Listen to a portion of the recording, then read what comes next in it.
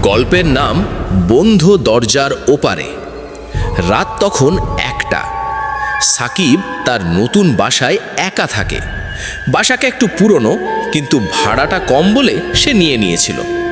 প্রথম রাতেই সে একটা অদ্ভুত শব্দ শুনতে পেল। টক টক টক। শব্দটা আসছে পাশের বন্ধ ঘর থেকে। কিন্তু সমস্যা হলো, ওই ঘরটা মালিক আগেই বলেছিল ওটা কখনো খুলো না।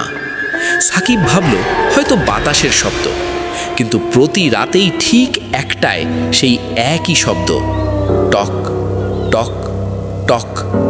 একদিন সাহস করে সে দরজার কাছে গেল। হঠাৎ ভেতর থেকে একটা কণ্ঠ ভেসে এলো, দরজা খুলো, আমি বের হতে চাই। সাকিবের শরীর ঠান্ডা হয়ে গেল।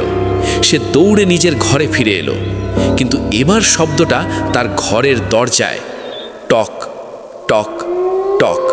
আর সেই একই কণ্ঠ, তুমি কেন আমাকে বাইরে রেখে দিলে? সাকিব কাঁপতে কাঁপতে দরজা খুলল।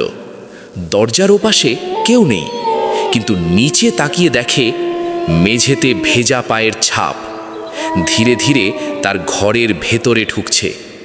হঠাৎ পেছন থেকে ফিসফিস শব্দ, আমি তো আগেই ঢুকে গেছি। পরদিন সকালে প্রতিবেশীরা দেখে সাকিবের দরজা খোলা, ঘর ফাঁকা, কিন্তু সেই বন্ধ ঘরটা এখন খোলা। আর দরজার ভেতরে দেয়ালে লেখা, এখন তুমি থাকো এখানে।